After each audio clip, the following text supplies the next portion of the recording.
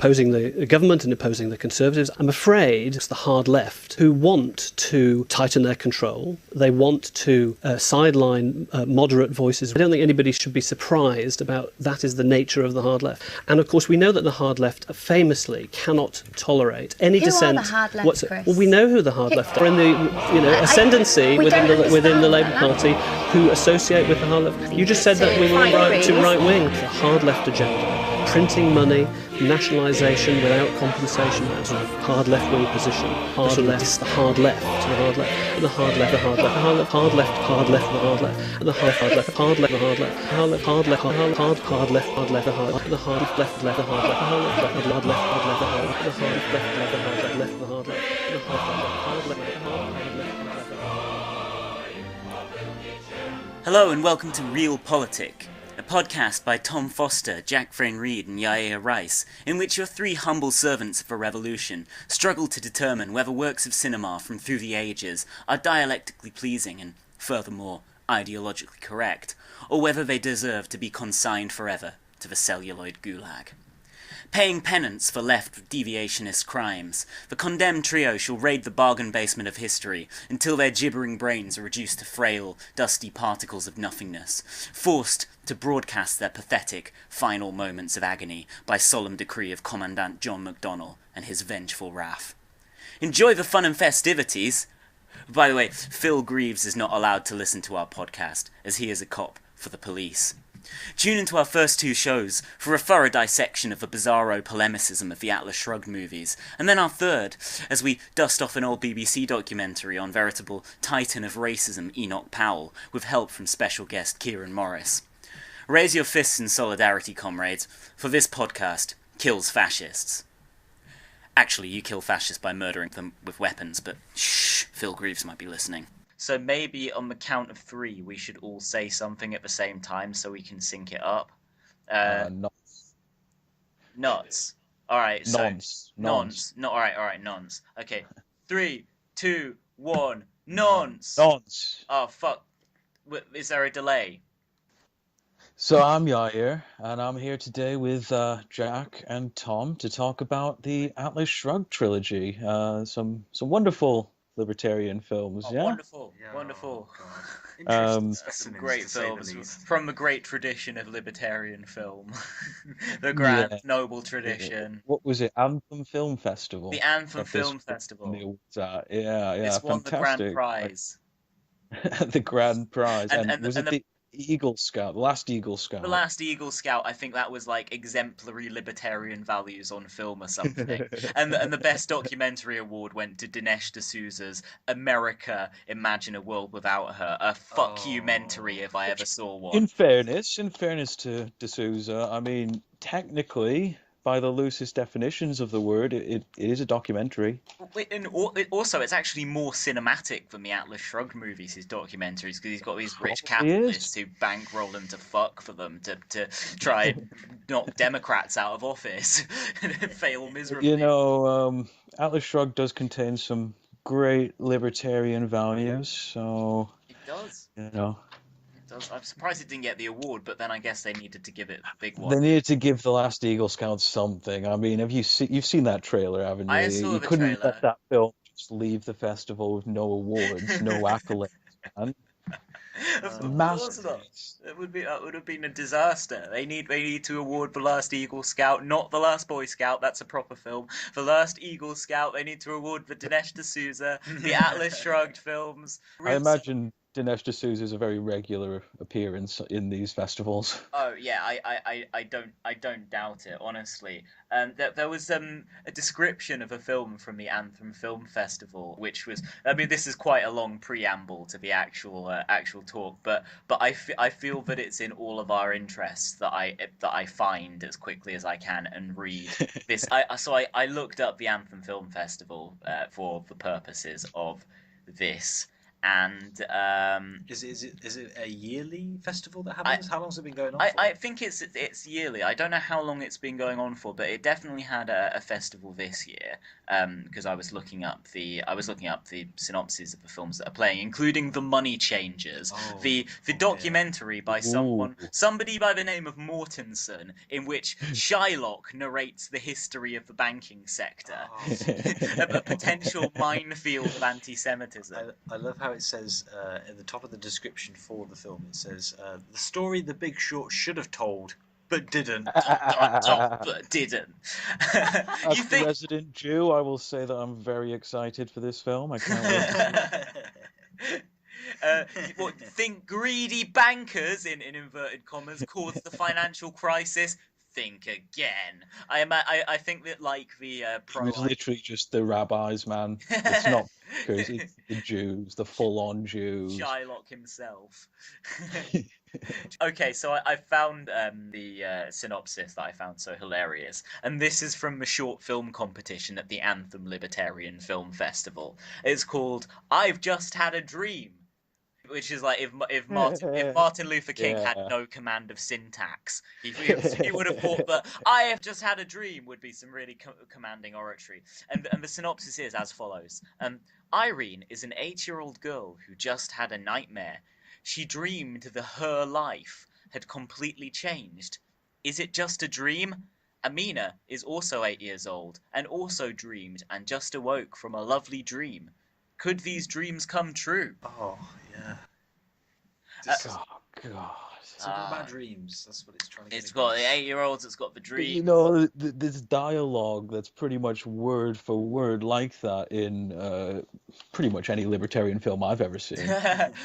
What libertarian films have you seen, Yair? Well, other than this fine trilogy, let me have a think. I've got to be honest about my only introduction to libertarian cinema is through the Atlas Shrugged films, so maybe it's not the best introduction. I feel like I've seen other stuff, but I don't know. Well, I mean, I've seen Christian films, and they often have quite libertarian values. God's not dead, he's surely alive. He's oh, God, it's dreadful not stuff. Dead. Dreadful. I definitely think somebody should make a Nietzschean counterpart to that film called God is Dead. I know it's a play on that. Really dry and just explain that, God, the whole God is dead thing doesn't mean that God is literally like he was alive and now he's dead.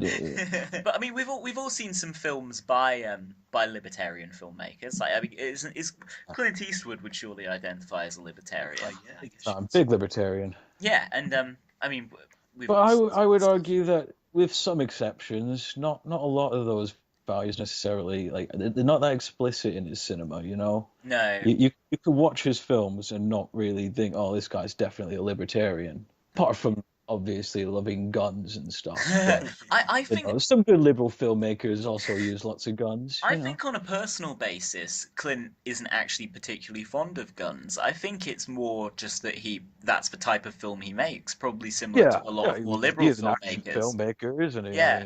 I mean, but he does have this kind of, cheap provocateur, political correctness gone mad, fucking Milo Yiannopoulos kind of sensibility, where he tells a story about how his agent presented him with the script to Gran Torino, and they said, this is a good script, but it's not politically correct. And he read it overnight, and the next day he went in and slammed it on my desk and said, "I want this film to start production ASAP." So that's Clint's thoughts on political correctness. Fuck. I should probably point out, given our points of view and what have you, that there is some distinction between libertarianism as a whole and objectivism, which is, of course, Ayn Rand's philosophy. And the chief things I could find were primarily that there's no such thing as altruism. It's just all altruism is caused by some sort of greed, like you want something, so you're going to be good to this person and hope they'll give it to you, you know? Yeah. And like, holy fuck, I don't know about you guys, but just there's no nice people in any of these films. The protagonists are pretty awful human beings, and coming at this from us like, okay, yeah, there's no such thing as objective morality, blah de blah, Yeah. but they're just not people you'd want to be around, There's not a single character you could really connect with in any of the films, even with the actors constantly changing. With the characters, Yeah. each film's the characters are portrayed by different actors. You can relate with none of them. Yeah, they at never all. hit the right actor Absolutely. who manages to really inhabit the role. We can certainly talk a bit about that. I mean, who did you guys get as Dagny? I had Taylor Schilling apparently, and Yeah, I from think Orange she's is the New actually a Black. real actress. Yeah, well, she got big subsequently to the film. Obviously, she was an unknown Yeah, when they made it. yeah. So this was what she needed to break out, apparently. Yeah, she's in Orange is the New Black. That's where I recognized her from. I got Samantha Mathis, but I'm going to very, very quickly add to your earlier point. Another thing that makes them so unrelatable is that they were pretty much all born wealthy. It's not that they really are these great Randian... These are Donald Trumps. Yeah, possessors of an oligarchical vision that's kind of grand in its scale. I mean, like Dagny, she talks about how her grandfather laid the first first rail on the railroad, and then presumably just sat back and did fuck all else while the workers handled the rest of the graft. But yeah, I mean, she talks about how when she was a child, she knew that guy Francisco, who she has a bit of a love affair with. He's also a rich fuck, presumably inherited his business empire from his parents as well. So I mean, yeah, there's literally no kind of these people have never lived, and obviously Rand sees them as kind of all the more pure for that. They've never been damaged by this kind of need to rely on other people or anything like that. But yeah, I got Samantha Mathis as my Dagny. The Dagny in mine, I don't know the actress's name, but by that point, because the budget had got so bad, they were having to resort to hiring mostly kind of actors, actresses who'd been in television and stuff. There's the odd actor in there actually. There's the scene when Dagny's having drinking wine with a doctor in the haven that she ends up in. Yeah. Atlantis, and Galt's Gulch, I believe it's called in the book, and Atlantis in the movie. Galt's Gulch sounds disgusting, doesn't it? It does sound horrible. Galt's Gulch just sounds like some kind of some just diseased malodorous vagina. I was thinking a particularly seedy dive bar near a canyon. You might have been thinking that, but I was thinking something different. What were you thinking, Tom? What were you thinking? What was I thinking?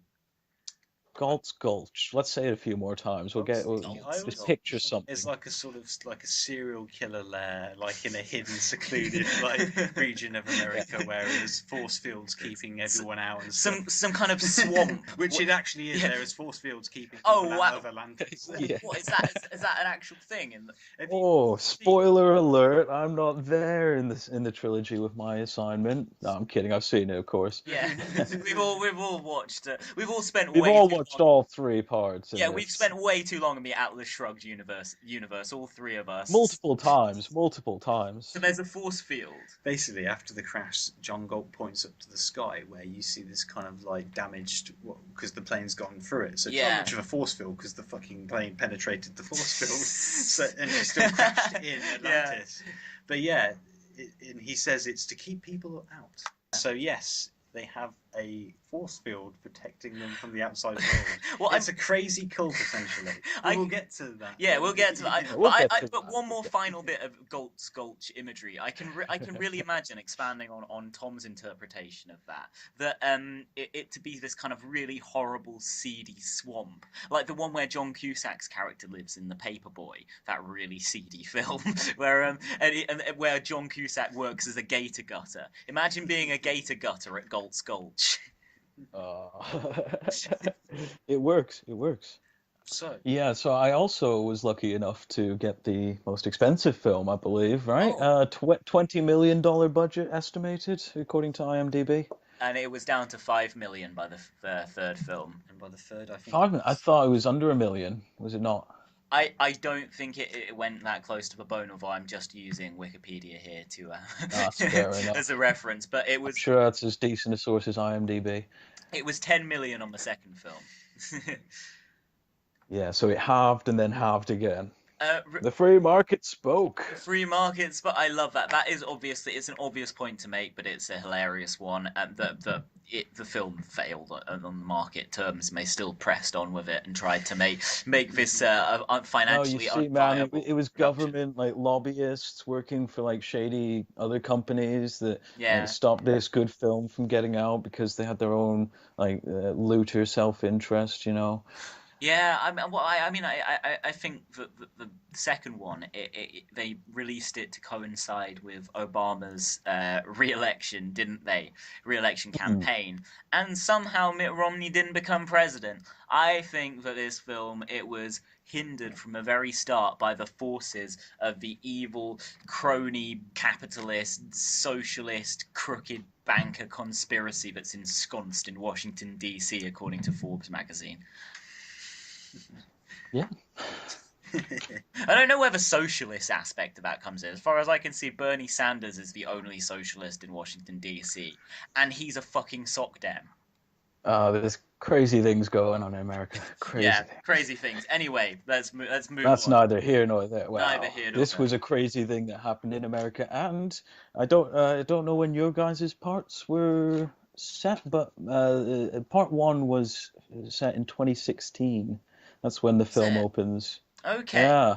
So Okay, we are living in Atlas Shrugged Part One now, gentlemen. we can draw some parallels. I mean, an interesting thing when I was watching what's it called, Ayn Rand and the Prophecy of Atlas Shrugged, the Oh, documentary that really sort of adulates her, really valorizes her did contributions to they come literature out and in philosophy. favor of Rand? Oh, Yeah. absolutely. For all the talking heads are pro Rand in it, and yeah, that they basically all seem convinced that since the 1940s, U.S. economic policy has got more left wing.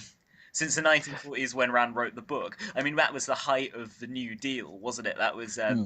when FDR and Truman had basically accepted parts of the kind of post-war consensus that you saw also in Europe, where these incredible welfare states were founded, such as in our country. Although that it Yeah. didn't happen to that extent in America, there was still a huge program of investment that went on in the 1940s, and ever since then, that has been chipped away at. Not least in the 1980s, when Britain and America both had incredibly right-wing governments who managed to shift our society, very determinedly in a Randian direction, in a direction of ultra-individualism and unfettered free markets. And Yeah. but they seem to think Obama is genuinely a socialist, or that Bush was. Madness. Yeah, but no, but they have this whole sequence where they play. I think it's the Directive 10, whatever. Fuck, we'll get to it later in the thing. But they read out all these ridiculous laws, and then they have this sort of Oh montage yeah. footage of Bush and Obama. It's like you think Bush was too far to the left. Yeah, I mean, I think the only progressive thing that's really happened in America since the 40s or 50s was like civil rights, pretty Yeah, much. Not nothing economic yeah. I can think of. There's There's been like slight steps towards progressivism, but always because like people like Ronald Reagan would push it so far to the right that we gotta just bring it back to the center a bit. And but there's been no genuinely progressive moves in like the finance sector. I mean, 2008 banking crisis, mortgage crisis, all that. Well, in Ayn Rand and the Prophecy of Atlas Shrugged, what they try and argue, and this is the various different talking heads they This should have be in the good. film, they try and argue that the 2008 crash was caused by too much regulation, and they sort of have this classic undetailed right wing reactionary thing of they're like a problem came up, and they just thought, oh, we'll come up with another law for that problem, and then the problem deepened, and then they just came up with another law. They think they can just come up with a law for everything. Oh my god, I can't believe, amazing stuff. Oh, there's an amazing bit in Atlas Shrugged. I'm not sure. It's in the book where they're saying they only pass laws so that people break them, and they get to control them through people breaking those laws. It's insane. So laws only exist because we'll break them, guys. That's it's inevitable. Let's go commit some crime, Yeah, well, I mean, I suppose we should sort of talk our, I am sure, voluminous amount of listeners through basically the basic narrative of Atlas Shrugged, and yeah. what happens from film to film, like how this polemic posing as narrative. What is? Because I was going to say that there is a slight problem of talking them through the narrative in that my 15 pages of notes have almost no plot at all in them, because it is just a polemic. Yeah. I mean, I mentioned some basic like plot points when they rarely happen, but for the most part, it's just a bunch of people sitting in various rooms and talking to each other about business. And they fuck sometimes. Yes. Yeah, very unsexily, I find. I was disappointed in it. It was a good, solid 30-second sex scene with not even, like, side boob. Yeah, I know. Because they've got to market it as, whereas Ayn Rand she was libertarian on both economic and social issues, so she had a perfectly reasonable love. She explicitly did not believe in any god. Yeah, I mean, she had a perfectly reasonable love of attractive people going at it, but most American conservatives now suppress that perfectly natural instinct, and so the makers of the film had to market it towards not libertarians but outright conservatives who, like as you say, might be quite religious and may not enjoy a bit of side boob even. I know, it's terrible. But then you'd think those same people wouldn't even want to see like adultery with protagonists, Yeah. That's bad guy stuff there for them. I mean that's about as far as sort of fantasy goes for them in a movie, I think. Like that's they'll sort of say, well, these are the grand heroes of our movement. Completely like remove a moment of silence for their poor sex drives. Like major people who are working class in any of these films at all, really. From my knowledge at all, to be honest, it's all people from the establishment in many ways. You can see, it's pretty the establishment of business. It's pretty.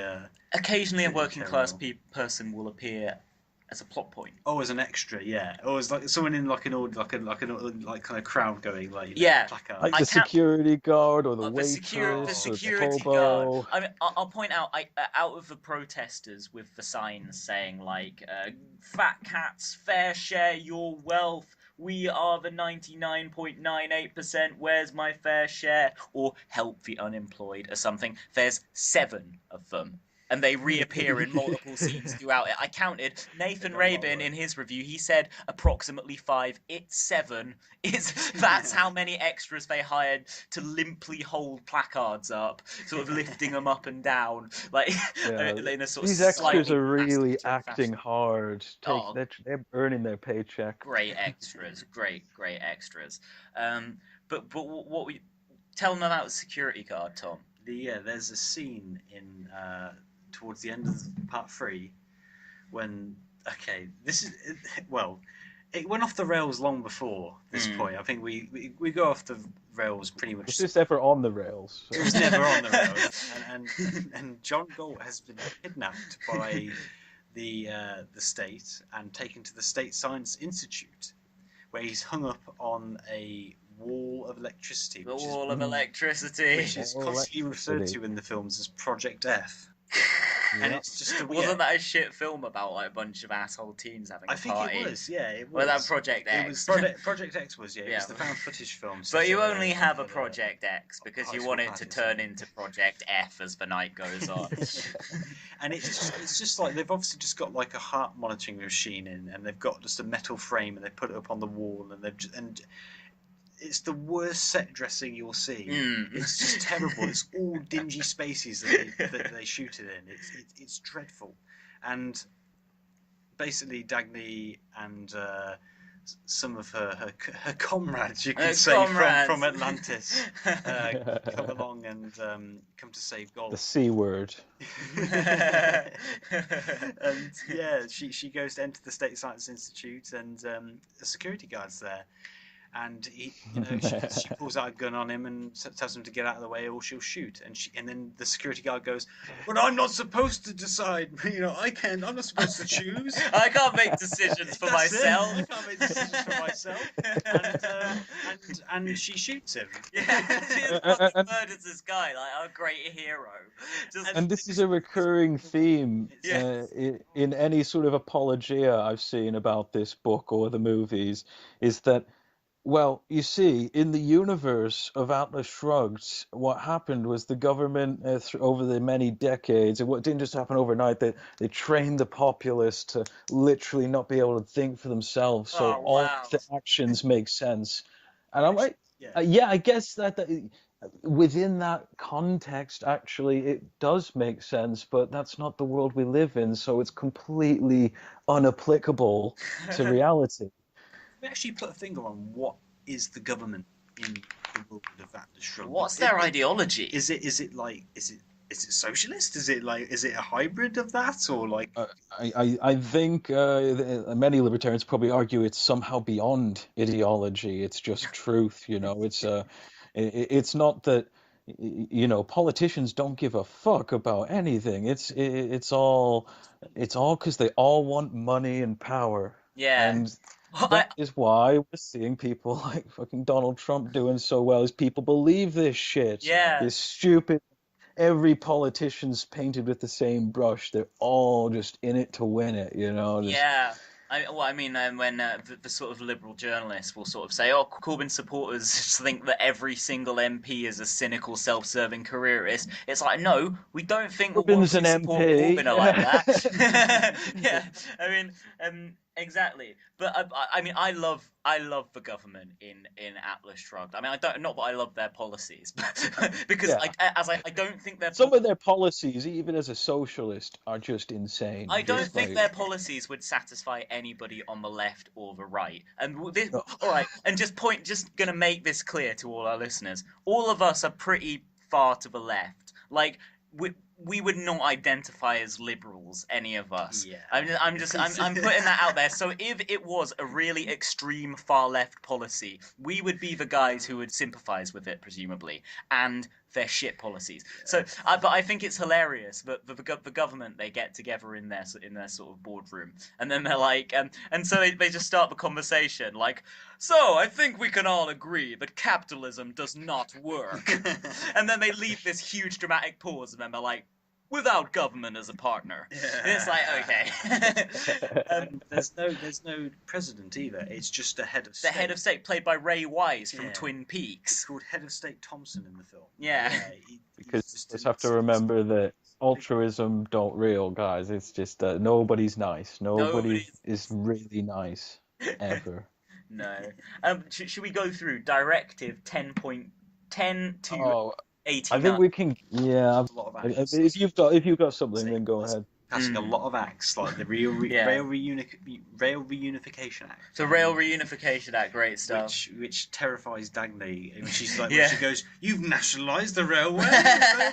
Every law terrifies these fuckers. Every law. You've nationalised the railways. It's like they've just read a copy of the Corbynist manifesto. Yeah. It's the only time you can tell most of them are even trying to act is like when they're responding to it, like a news story of some new laws being passed. Oh God, no! That's when their faces move slightly. But yes, so Directive 10/289. It's the one that the guy from Twin Peaks, Laura's murdering incestuous father, Leland Palmer, aka Ray Wise. He basically comes on to the TV and delivers these set of laws. So the first one is that nobody can leave their jobs. Like, these are all predicated on the public good, by the way, general welfare, ideas that are argued against vigorously in the course of Fran's polemic. So the first one is, nobody can leave their jobs, nobody can quit, nobody can be fired, everybody is in their jobs for good. Which, sounds like a surefire recipe of exploitation, I think. Recipe for exploitation. Number two is, owners cannot quit. They can't retire, they can't sell, and they can't transfer their businesses. like that. This does not sound socialist to me at all, because I think we should be wanting them to fuck off, wanting them to to give their businesses to us. The third is that all copyrights and patents are transferred to the government via gift certificates from their owners.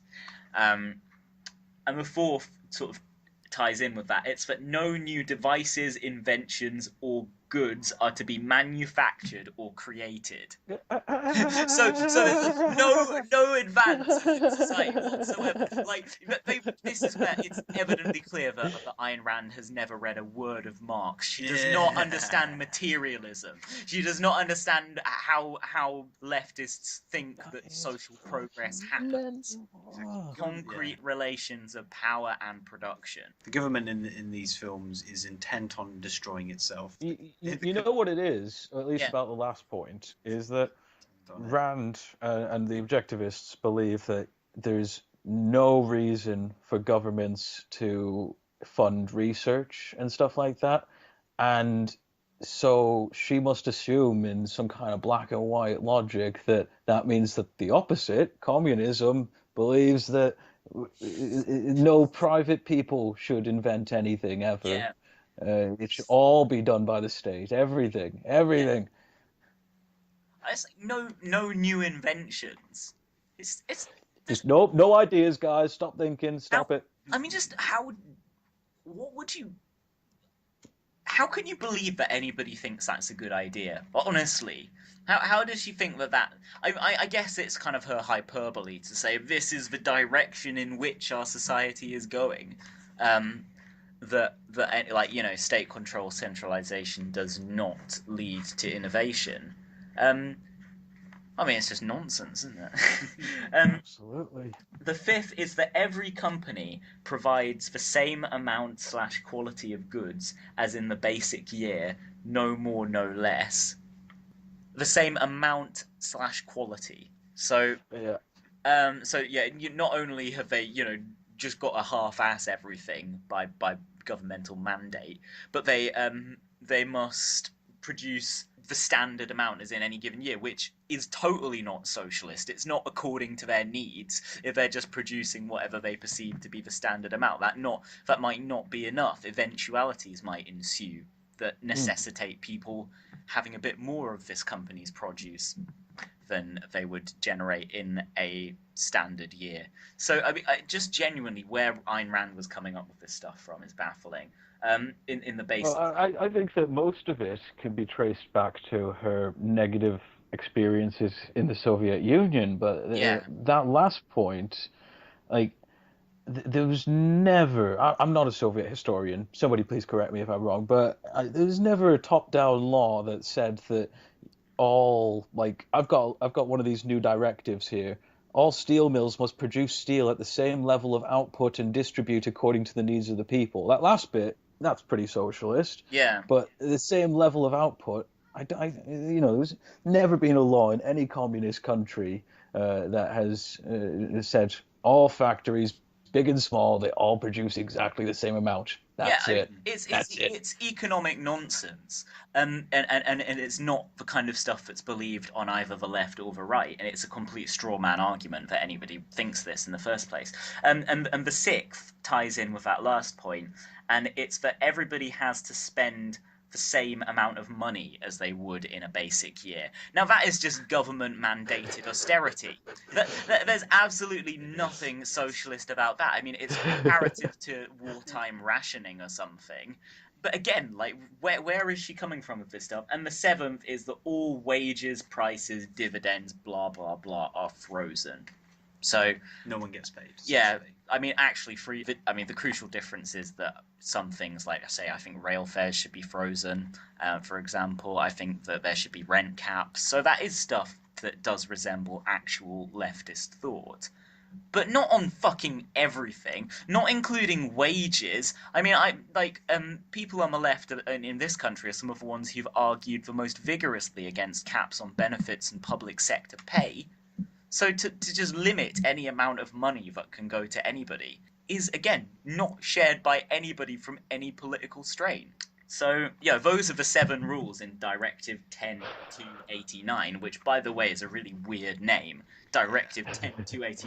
How many directives do they have? What is there a Directive 10-288? What kind of weird shit do they have in there?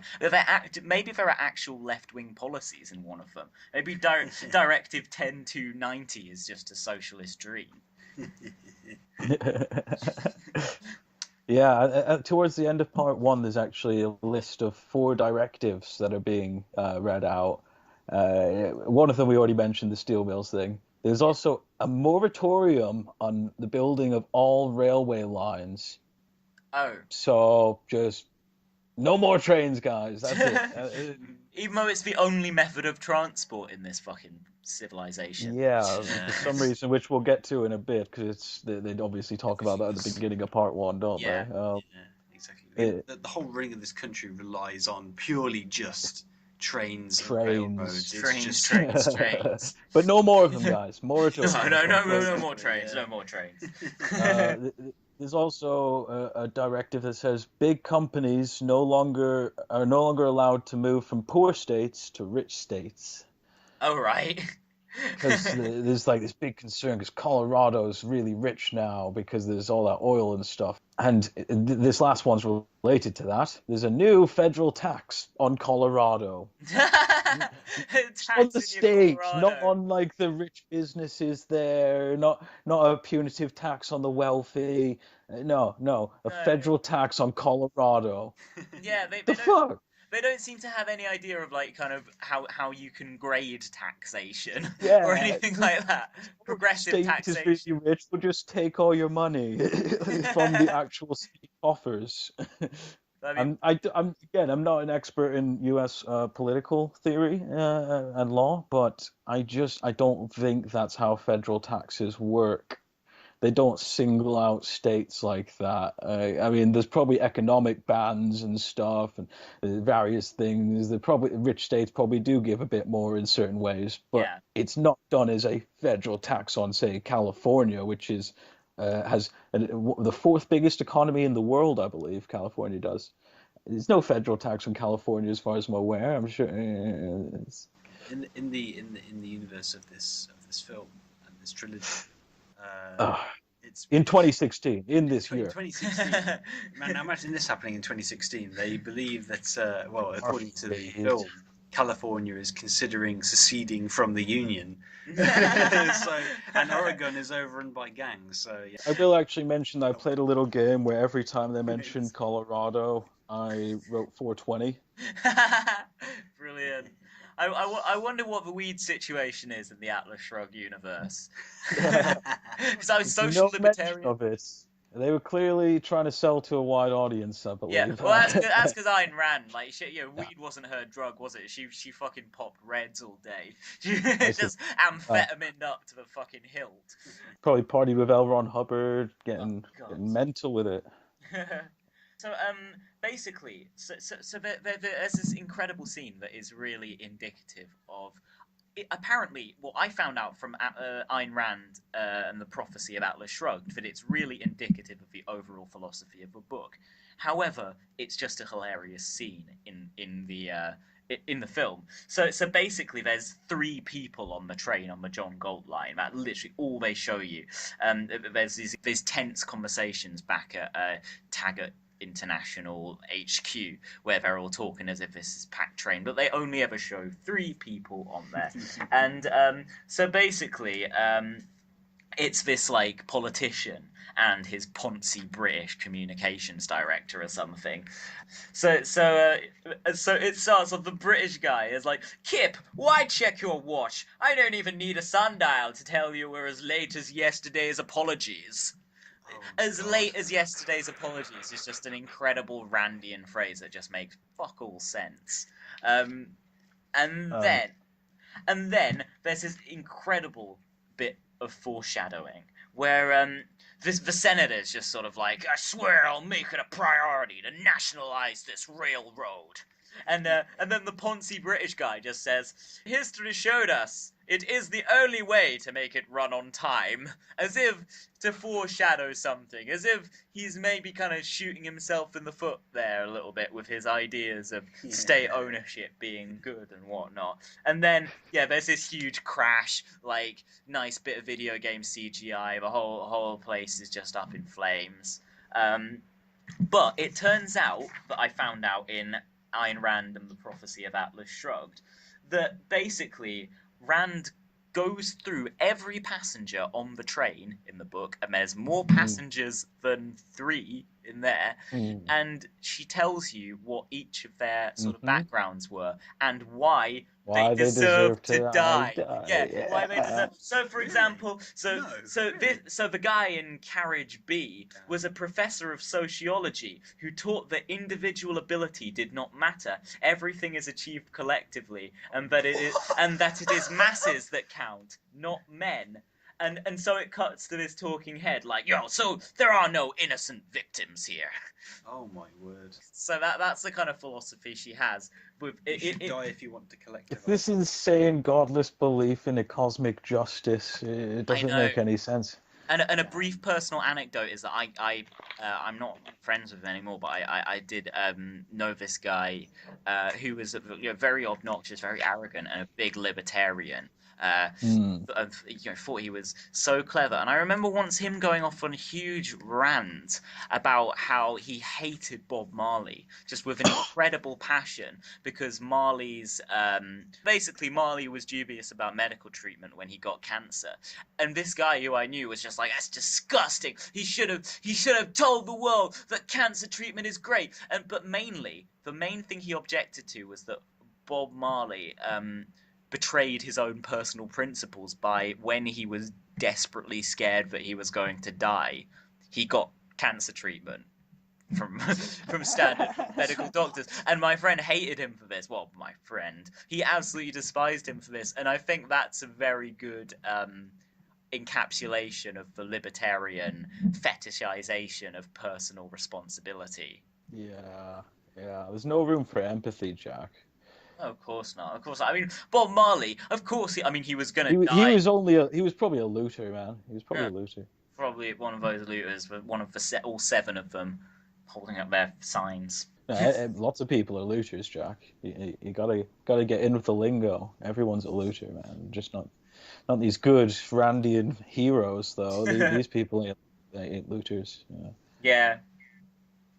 But I mean, part 1 opens with just the best way I could describe it is the opening music from every Marvel film for the last 10 years. Just like this really, really heroic, and of course I just pictured Captain America just Part 2's score in the first scene is like that, but with really incongruous woodwind popping over it.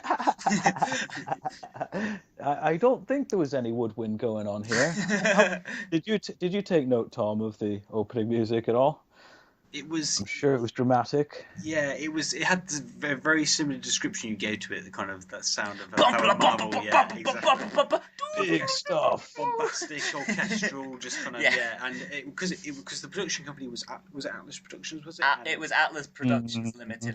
No, sorry, it was distributed by Atlas Distributions Limited. However, it was produced by The Strike Productions. The Strike with an exclamation mark. Is that only part 3? What about the others? I think parts 2 and 3. I think the first one might have had different companies involved, but I'm not entirely sure. I did not pay that much attention to the opening credits. I just saw Atlas something company something. Yeah. Well, it's these 2 guys who produced and co-wrote every installment, isn't it? John Aglioluro and Harmon Caslow, and they're these big businessmen who just basically really loved Atlas Shrugged, and they have no history in cinema, do they? Well, John Agliolero doesn't, does he? I don't think either of them. Pretty much just a love of Rand, as you say. We're gonna make a picture one day. We're gonna do it for Rand. Yeah, exactly. Just got so out of their depth. Yeah. It was so out of their depth. This entire project really just and to kind of, because how long is the book? How many pages is Atlas Shrugged itself?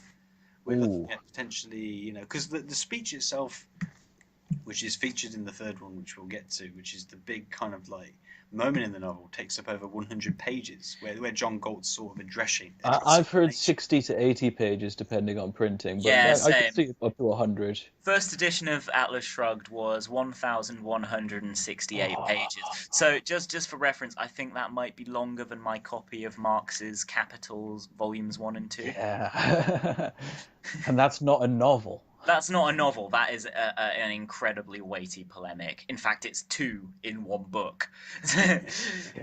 He was honest about it, there's some really rubbish kind of explanation about trains being really popular in America in 2016, despite the fact that I'm always surprised to hear that people still travel on trains in some places there, because they're not big in a lot of parts of the States. People like to drive. People really like to drive. We've come a long way from the Woody Guthrie hoboing days of the 1930s, of the Dust Bowl. I mean, of course, the explanation comes down to, as is revealed a little bit later on, that gasoline prices are $37.50 a gallon. All right? In 2016, Damn. This is again. And the actual gas prices, I looked this up on the AAA, they're an insurance company website, as of January 2016, it was $1.99 cents per gallon. Yeah, I really didn't. So off by a little bit. So prescient. So goddamn prescient. The prophecy of Atlas Shrugged. Now, I don't know when the book was meant to be set. I don't know if it even has an explicit year it's set in. The near future, I think. That's but there was very much a title card here that said 2016. Okay. Which, again, is interesting because a little bit later on, we were introduced to Dagny Taggart, yeah. And I'm sure her BlackBerry was really, really fancy in 2011. but now it's just me that's got one. Everyone else has discarded them. I'm sure there's nice looking, modern, sleek BlackBerries. I don't really know. But this is not one of them. And she's meant to be fabulously rich, really like a businesswoman. She has no problems with consumerism. So why would she have such a horribly outdated phone? Yeah. Well, who knows why obviously we can such forgive a horribly them outdated phone. Why any idiot would choose to have such a piece of shit, or would choose to get a new one, an update on their previous BlackBerry at Christmas. I believe that 2016's Dagny has the exact same phone as 2016's Jack Frayne-Reid here. I'm not sure though. It might be even shitter. It could be even shitter than my phone. Which one, yours or I don't know? I thought you said you got a new one recently. I did get a new one. I did get a new one. That's why I'm saying her 2012 BlackBerry could be a lot shitter than my state-of-the-art BlackBerry. But this opening montage is just like, I don't know, it's like Zack Snyder was trying to make Man of Steel and he got distracted and shot a bunch of trains, the shaking cameras going on and like it's just different color filters, like trying to make you really feel feelings about these trains. That's worth pointing out. Zack Snyder could well actually dip his toes into Randian waters with his own version of the Fountainhead. Oh yeah. We'll see how it stands up to these fine films, won't we? Yeah. Well, I mean, you know Zack Snyder better than anyone, Yair. You wrote your dissertation on him. Ha ha. Yeah. I still have flashbacks, Jack. It was a great dissertation. I'm just throwing that out there. It was a really, really interesting piece of writing, and it wasn't positive towards Zack Snyder. I'm just going to protect Yair's cred there. So the main focus of it was Zack Snyder, but what was the kind of the hypothesis of it? And did you see much libertarianism in his sensibility? Well, the main thesis was arguing like about the relevance of auteur theory and saying basically that Zack Snyder could be argued to be an auteur, and therefore there are definite flaws with classical auteur theory. And yeah, in answering your question, Jay, obviously there's not a lot of economics talked about in any of his films. What? Yeah, you don't have to have a PhD in finance to understand his cinema, but the ideology of his characters, his protagonists, is very individualistic. And he does not pay much credence to like societal norms exactly, but he just kind of does. He just wants to just kill everybody and doesn't give a fuck. Look at the mass destruction. Destroy cities. Justice, yeah. No concern for, the little man or any human life, apart from the main characters. Like, I remember in Man of Steel, there's like these new DC films they bring back a lot of the characters from the comics and bring them in, but they don't know what to do with them, so they just end up killing them off. So like there's a scene in, I think, Man of Steel when Lois Lane is in a plane when all the destruction is taking place around Metropolis, and there's a few other characters that you've been introduced to. They all die in the plane. And then Lois Lane is just the one who has to be saved because that's her only purpose in the entire story, just to be saved. She has nothing else. Yeah. They try to make her to be a more dynamic character, but of course she just falls back on being that essentially in the Superman film, as sadly she's always been, but because they could think of nothing else to do with her essentially.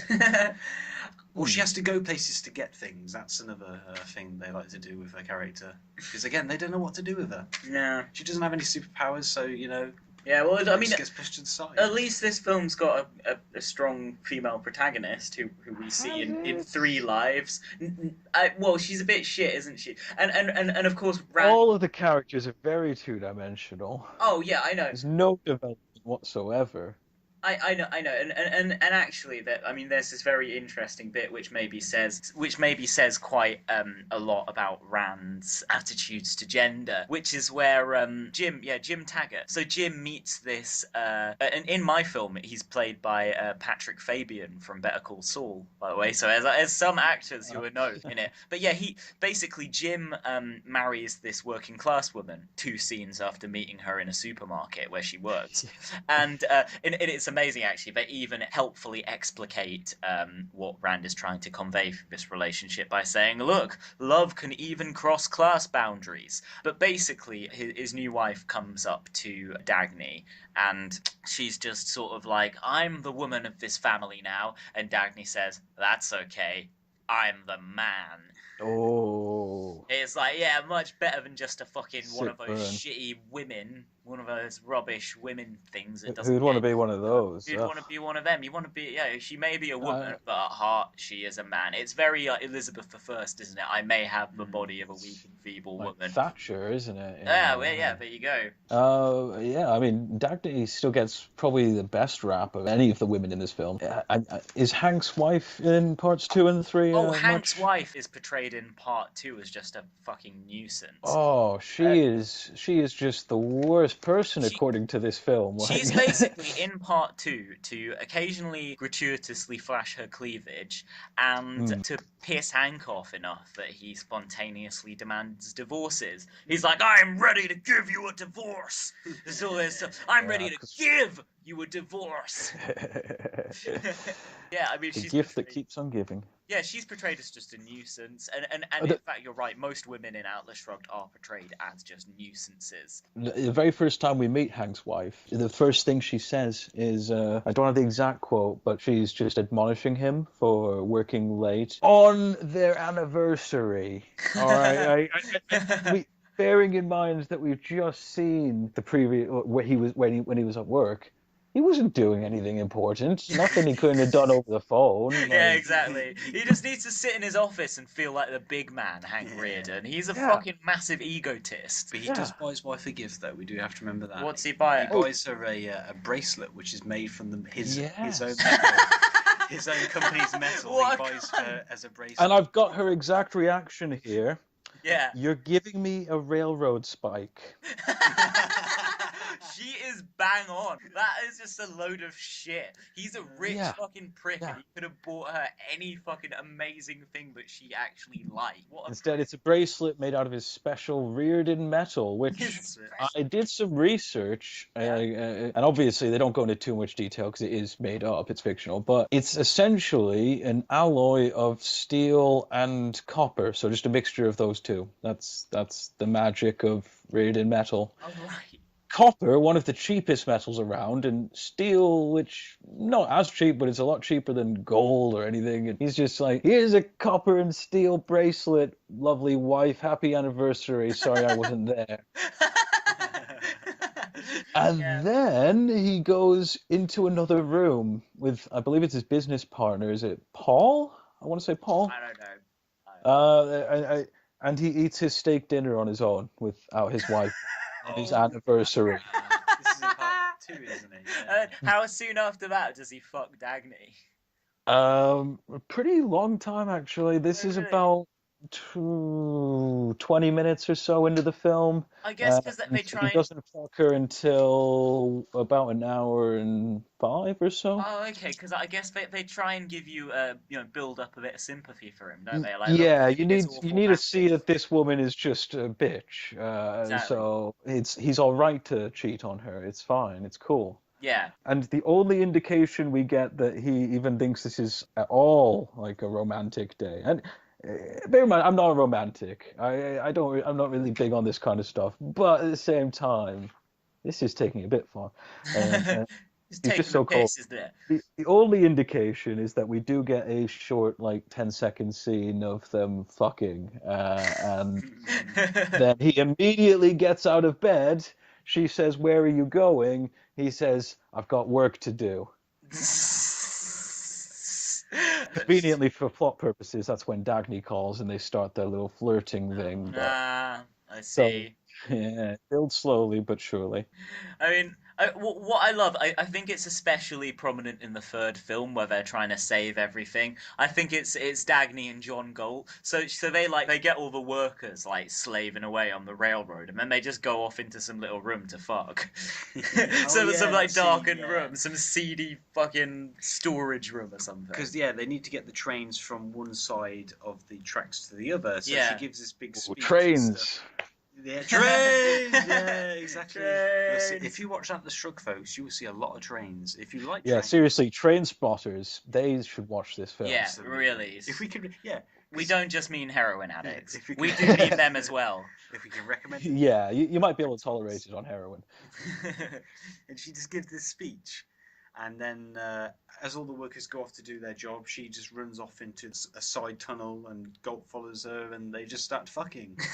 And come on, Tom, you've got to tell them about the most romantic, the sexiest, by far the most erotic sequence in the whole of the trilogy.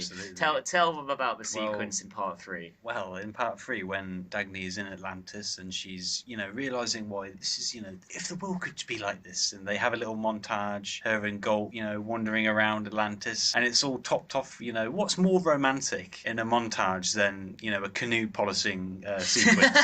It comes out of nowhere, literally. There's a shot of Dagny and John Galt just polishing a canoe. It's really erotic, isn't it? It's both doing it very suggestively as well. Yeah. Both sort of like this exalted look on their face while they do it, like just kind of pure bliss in their eyes. It's just how it kind of just fades into that from just completely random footage of them walking around kind of these lovely forests, and then just the shot of them just polishing a canoe. Polishing a fucking huge canoe. But there's so much, I think, unintentional eroticism in these movies. I've got at least 2 moments in this one. One quote, "Paul, would you like a lift in my limo?" And I swear he winks. I swear he does. There's a knowing look or something going on there. See, that must appear multiple times in there, because I wrote down in my notes, quote unquote, "Have you ever ridden in a limo? Pick-up line for cunts."